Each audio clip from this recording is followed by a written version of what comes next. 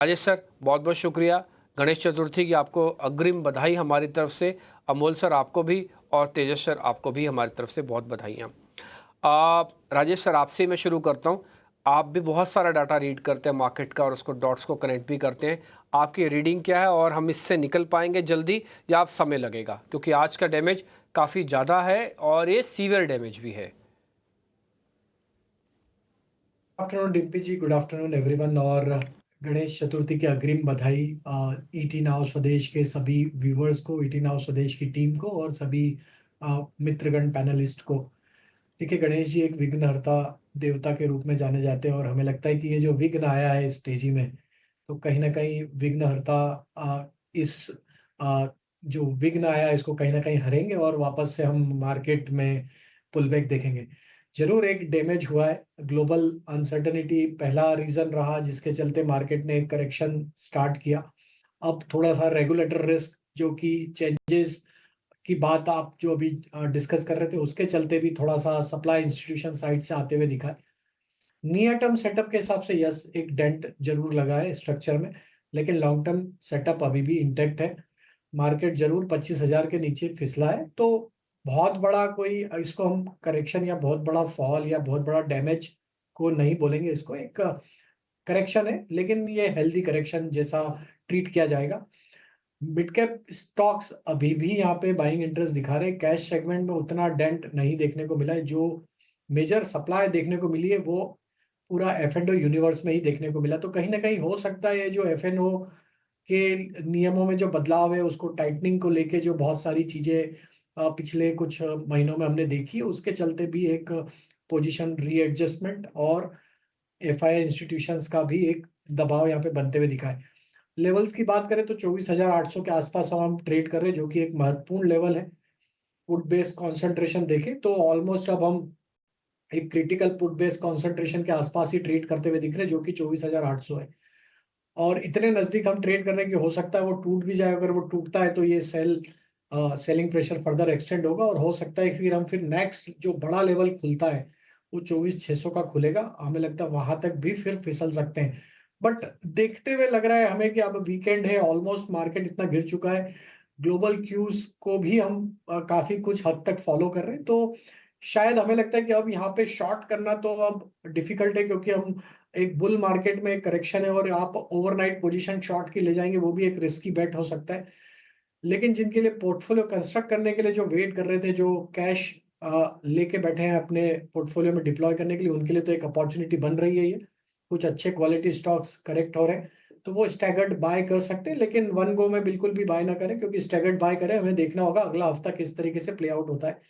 तो अब 24,800 24,600 ये सपोर्ट है। ऊपर में जब तक हम 25,100 के ऊपर नहीं निकलेंगे, मार्केट छोटे मोटे उछाल में वापस से सप्लाई प्रेशर को झेलता हुआ दिखेगा। बैंक निफ्टी में डैमेज बढ़ा हुआ है। उसने आज अपने 20 डे मूविंग एवरेज के नीचे फिसल चुका है, और जिस तरीके से बैंक निफ्टी में आज कट लगा है, 50,800 के नीचे फिसला है, हमें लगता है यहाँ सप्लाई प्रेशर ज्यादा बनते हुए दिख सकता है। अगर हम 50,800 के नीचे रहते हैं तो हमें लगता है कि ये फर्दर 50,300 की तरफ भी फिसलते हुए दिख सकता है। तो बैंक निफ्टी थोड़ा सा ज्यादा ही वीक हो चला है और बैंकिंग स्टॉक्स में भी एक बड़ा करेक्शन बनते हुए दिखा है। तो हमें लगता है यहाँ थोड़ा सा सतर्क रहना चाहिए, बैंकिंग फाइनेंशियल से अभी कुछ समय के लिए दूर रहना चाहिए, क्योंकि अब हमने 50 डे 20 डे मूविंग एवरेज को भी अब तोड़ दिया है। तो इसके नीचे रहता है, अगर ये 50,800 के नीचे, तो ये 50,200 की तरफ भी बढ़ सकता है। राजेश जी आपके पास आएंगे। आप बताइए सर, आपकी नजर बाजार में कहां पर है? क्या खरीदने या फिर क्या बेचने की सलाह दे रहे हैं आप?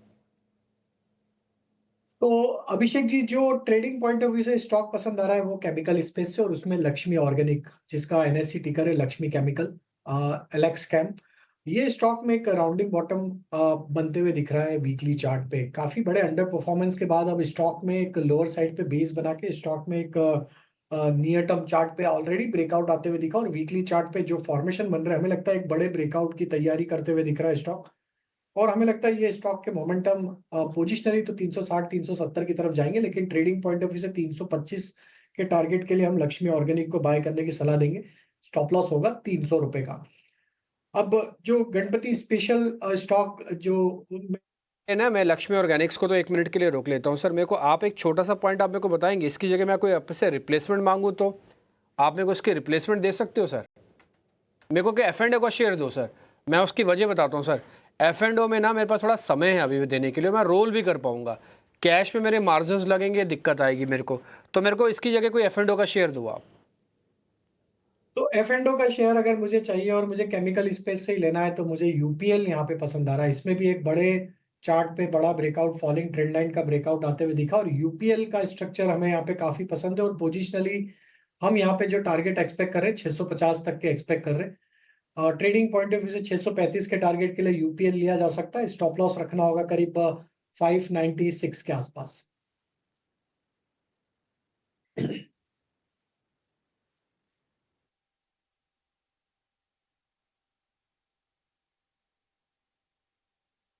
तो यूपीएल का शेयर एक बार देखा जा सकता है यहाँ पे, और हालांकि ये शेयर देखिए 600 का साथ नहीं छोड़ रहा, अभी थोड़ा नीचे आया। एसआरएफ भी कुछ ऐसी था, ये 2600 के आसपास गया, थोड़ा नीचे आया।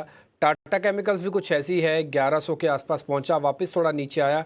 लेकिन इन तीनों शेयरों के साथ एक चीज़ कॉमन है, इन तीनों शेयरों के अंदर एक सिक्लिकल व्यू कॉमन है, और इन तीनों शेयरों के साथ एक चीज़ कॉमन है, ज़्यादा चले हुए शेयर्स नहीं है।